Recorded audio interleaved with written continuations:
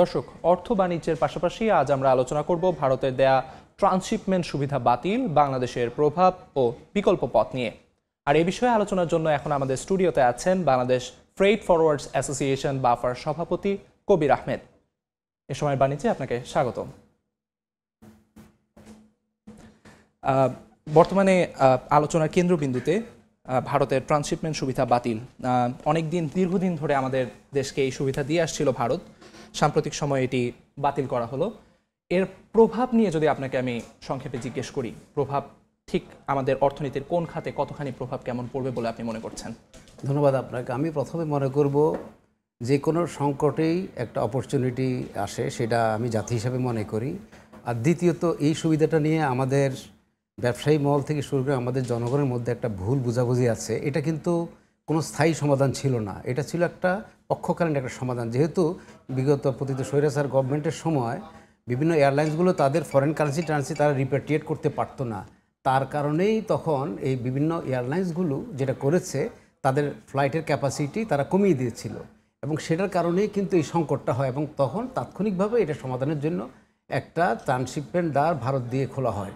তো ভারত দিয়ে আমাদের বেনাপোল হয়ে 1700 কিলোমিটার জার্নি করে আমাদের সেখানে অন অ্যাভারেজে আমাদের সপ্তাহে 600 টন মাল যেত, যেটা গত সপ্তাহ পর্যন্ত গিয়েছে। তো সেটা নিয়েই এখন আমাদের সংকটটা।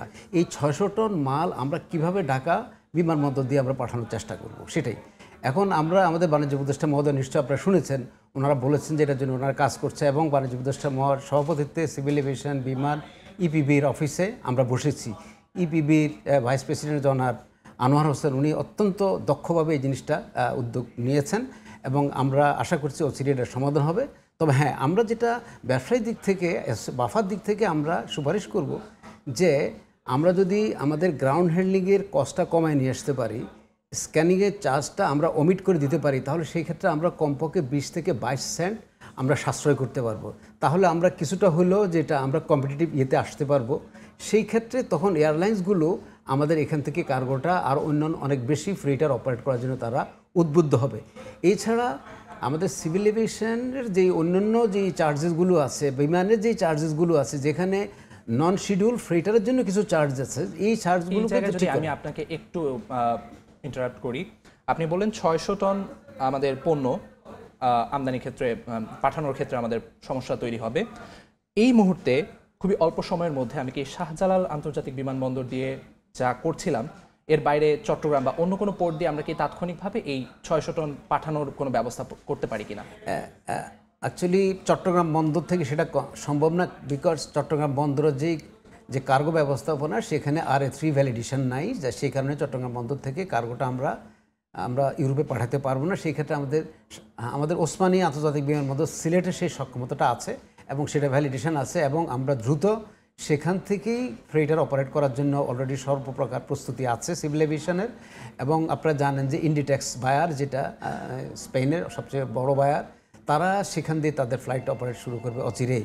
তো আমি সামগ্রিকভাবে যেটা আমরা বলতে পারি যে আমরা যদি সবাই মিলে চেষ্টা করি, সরকারের সদিচ্ছা তো নিশ্চয়ই আছে আমি মনে করি, এবং আমরা ব্যবসায়িকভাবে আমরা সবাই মিলে চেষ্টা করবো যে আমরা এই সংকট থেকে উত্তরণের জন্য, কারণ আমরা এটার একটা স্থায়ী সমাধান আমাদের দরকার। আমাদের এয়ারপোর্টের ক্যাপাসিটি বিল্ড আপ করতে হবে, আমাদের এয়ারপোর্টকে আরও অনেক এফিশিয়েন্ট করতে হবে। আর আশা করি আমরা যখন আমাদের তৃতীয় টার্মিনালে, নতুন টার্মিনালে যাব, তখন আরও নতুন নতুন এয়ারলাইন্স আসবে এবং আমাদের তখন ক্যাপাসিটিটা বিল্ড আপ হবে। আচ্ছা, এখন আমাদের কর্তৃপক্ষ মহল থেকে যে কথাগুলো আসছে যে এই সমস্যাটা শুধুমাত্র বাই এয়ার বা আকাশ পথে আমাদের আমদানি রপ্তানির ক্ষেত্রে সমস্যাটা তৈরি হচ্ছিল, সড়ক পথে সেই সমস্যা এখনও ভারতে আছে। কিন্তু আপনি আবার বলছেন যে ভারতের মধ্য দিয়ে যে আমাদের আমদানি রপ্তানি, এটি আসলে স্থায়ী কোনো সমাধান না। তো এই সুযোগ যে আপনি বলেছিলেন যে কোনো সমস্যা আসলে জাতিগতভাবে একটা নতুন অপরচুনিটি ক্রিয়েট করে, তো এই সমস্যার দিক থেকে সমাধান করতে গিয়ে আমরা সেই স্থলপথ, আকাশপথ সব দিক থেকে কি একটা স্বয়ংসম্পূর্ণ আমাদের হাব তৈরি করা সম্ভব কিনা? এখানে একটু শুধু আমরা যেটা ভারত বাতিল করেছে, এটা শুধুমাত্র দিল্লি দিয়ে বেনাপোল পেট্রাপোল হয়ে দিল্লি দিয়ে যেটা আমরা রপ্তানি করতাম সেইটুকু সেটা বাতিল করেছে। আমরা কিন্তু দিল্লি দিয়ে এখানে ওদের যে আমদানি নিয়ে আমাদের কোনো প্রবলেম নেই। আমাদের শুধু যেই 2020 সালে প্যান্ডামিকের পরে আমরা যে সার্ভিসে সেখান থেকে চালু করা হয়েছিল, বিকজ তখন এত ব্যাকলগ ছিল, সেটা তখন এছাড়া কোনো উপায় ছিল না। তো যার কারণেই ওই অর্ডারটা ওনারা বাতিল করেছেন। বাট আদারওয়াইজ আমাদের আর অন্যান্য বিশেষ করে ভুটান, নেপাল সহ অন্যান্য যে বাণিজ্যগুলো আমাদের হচ্ছে থ্রো ভারত ট্রানজিট, সেগুলো নিয়ে কিন্তু কোনো অসুবিধা নাই। আর আপনার রেলিভেন্ট কোশ্চেনে আমি বলবো যে হ্যাঁ, আমাদের সত্যিকার অর্থে আমাদের একটা টেকসই ব্যবস্থাপনা দরকার। যে আমাদের তো বিডার চেয়ারম্যান বলেছেন, দেখেছেন মাতারবাড়িকে আমরা হয়তো আমাদের একটা ট্রান্সশিপমেন্ট হাব হবে, এখন আমাদের ডিউটি ফ্রি হাব সেটা হতে পারে। তো আশা করি অচিরেই আমরা ভবিষ্যতে আমরা যদি মাতারবাড়ি সি এয়ার কানেক্টিভিটিতে যেটা দুবাই যেটা করে ডিডব্লিউসি এবং সির যে কানেক্টিভিটিটা, সেটা যদি আমরা মাতারবাড়ি হাবকে কেন্দ্র করে চট্টগ্রাম বিমানবন্দরকে কেন্দ্র করে সেখানে ভ্যালিডেশন করে যদি আমরা একটা সিআর হাব যদি আমরা সেখানে করতে পারি, তাহলে এটা আমাদের সম্ভাবনা অনেক বড় একটা দ্বার উন্মোচন হবে। তৃতীয় টার্মিনালের কথা যেহেতু নিয়ে এলেন শাহজালাল আন্তর্জাতিক বিমানবন্দরের, তৃতীয় টার্মিনালে আমরা যতটুকু জানি কার্গো সুবিধার আমাদের যে সক্ষমতা সেটা যথেষ্ট পরিমাণে বেশি বলা চলে। তো সেটা দ্রুত চালু করা গেলে কি আমরা এই সংকট থেকে পরিত্রাণের আমাদের সম্ভাবনা কতটুকু দেখছেন? তৃতীয় টার্মিনাল চালু হলে তো নিশ্চয়ই এটা অনেক বড় ধরনের একটা ঘটনা হবে বাংলাদেশের জন্য। এবং তৃতীয় টার্মিনালটা আমরা সিম্পলি কম্পেয়ার করতে পারি চাঙ্গি সিঙ্গাপুর এয়ারপোর্টের সাথে সাথে। কার্গো ব্যবস্থাপনার যে বর্তমান যে আদেলে সেটাকে করা হয়েছে, এবং তৃতীয় টার্মিনাল উদ্বোধন হওয়ার সাথে সাথেই কিন্তু অনেকগুলো নতুন এয়ারলাইন্স বাংলাদেশে অপারেট করা শুরু করবে। এখনই কিন্তু অনেকগুলো এয়ারলাইন্স অলরেডি পাইপলাইনে আছে, যেটা হয়তো আগামী 3-4 মাসের মধ্যে আসবে। তো আমি সামগ্রিকভাবে বলবো আমাদের খুব দ্রুত আমাদের তৃতীয় টার্মিনালটা উদ্বোধন হয়ে যাওয়া দরকার। বিকজ এটা কিন্তু একদম সম্পূর্ণ রেডি আছে, যেখানে সরকার এবং সিভিল এভিয়েশন অথবা গ্রাউন্ড হ্যান্ডলিং নির্বাচন নিয়ে হয়তো কোথাও একটা জটিলতা আছে, সেটার জন্য এটা বিলম্বিত হচ্ছে। তৃতীয় টার্মিনাল যদি চালু হয়ও সেক্ষেত্রে আপনি চার্জের কথা বললেন কিছুক্ষণ আগে, সেই চার্জগুলো কমানো সাপেক্ষে আমাদের কি কোনো সুফল আসবে কিনা? আমাদের যখন মানে when you are talking about the volume of business যখন হবে, তখন আমরা অনেক সাশ্রয়ী চার্জে আমরা কাজ করতে পারবো নিশ্চয়ই। এবং সরকার এবং সিভিল এভিয়েশন খুব পজিটিভলি চার্জটাকে খুব ড্রাস্টিক্যালি রিভিউ করার জন্য চেষ্টা করছে। এবং আমার মনে হচ্ছে আগামী 2-3 দিনের মধ্যে আমরা একটা সুসংবাদ পেয়ে যাব, আমাদের চার্জটা ড্রাস্টিক্যালি রিভিউ হবে। জি, চার্জ যদি কমে যায় সেক্ষেত্রে আপনি টেকসই উন্নয়নের কথা বলছিলেন। টেকসই উন্নয়নের ব্যাপারে আমাদের সব মিলিয়ে আমরা কি সেই ভারত নির্ভরতা থেকে বের হয়ে স্বয়ংসম্পূর্ণভাবে বাণিজ্যের ক্ষেত্রে আমাদের অগ্রগতি কতখানি আপনি দেখছেন? আমি যদি মানে আমার ভিশন যেটা 2018 সালে আদিস আবাবা তারা 100 এয়ারক্রাফট তারা সেলিব্রেট করেছে উইথ $7 বিলিয়ন এক্সপোর্টের। আজকে আমরা 57-58 বিলিয়ন ডলার এক্সপোর্ট করি। তাহলে আমাদের এখানে তো একটা এয়ারলাইন্সের হাব হতে পারে, অন্তত 100-150 এয়ারক্রাফট আমরা অপারেট করতে পারি।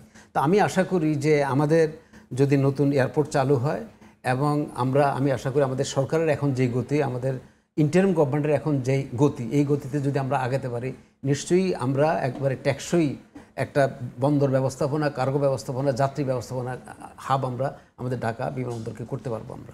আপনি জেনে থাকবেন আমাদের বাংলাদেশের এখনও নিজস্ব ডেডিকেটেড কোনো কার্গো বিমান নেই। তো সেক্ষেত্রে কার্গো বিমান বাংলাদেশ এয়ারলাইন্স হোক বা অন্য কোনো এয়ারলাইন্সের পক্ষ থেকে কার্গো বিমান বাংলাদেশের জন্য ডেডিকেটেড কার্গো বিমান আসার কোনো সম্ভাবনা আপনি দেখছেন কিনা? এটা আমরা বিভিন্ন মহল থেকে আমরা চেষ্টা করছি বাংলাদেশে ডেডিকেটেড এবং রুটিন কার্গো সার্ভিস করার, শিডিউল ফ্লাইটার করার জন্য। যে ফ্লাইটারটা শিডিউল ফ্লাইটার, যেমন আমাদের প্যাসেঞ্জার শিডিউল ফ্লাইট আছে, সেখানে আমরা বেলিতে কার্গো আমরা করে থাকি। তো আমরা যদি কার্গো শিডিউল ফ্লাইটার করতে হয়, তাহলে আমাদের কিছু চ্যালেঞ্জ সেখানে আছে। বিকজ আমাদের ইনবাউন্ড কার্গোর একটু কনস্ট্রেন্ট আছে, যার কারণে আমাদের ফ্রেট নেগোসিয়েশন, ফ্রেট ভলিউমে আমরা সেটা কভার করতে পারছি না, কম্পিটিটিভনেস আমরা করতে পারছি না। তো আমি আশা করি যখন আমাদের আরও অনেক বড় পরিসরে যখন আমরা থার্ড টার্মিনালে যাব, তখন হয়তো আমাদের এটাকে ফেস করা আমাদের জন্য খুব সহজ হবে। এবং আস্তে আস্তে যেহেতু আমাদের ইম্পোর্ট ভলিউমও বাড়ছে, তখন আমরা হয়তো একটা কম্পিটিটিভ রেট আমাদের ইনবাউন্ড আমরা পাবো, তখন আমাদের এক্সবাউন্ডের রেটটাকে এটাকে আরও অনেক ভালোভাবে নেগোশিয়েট করতে পারবো। আমরা বাণিজ্যের এই সংকট খুব দ্রুতই পরিত্রাণ পেয়ে যাই ইনশাল্লাহ, এই কামনা করে আপনাকে ধন্যবাদ জানিয়ে শেষ করছি। ধন্যবাদ সময় টিভির দর্শককে।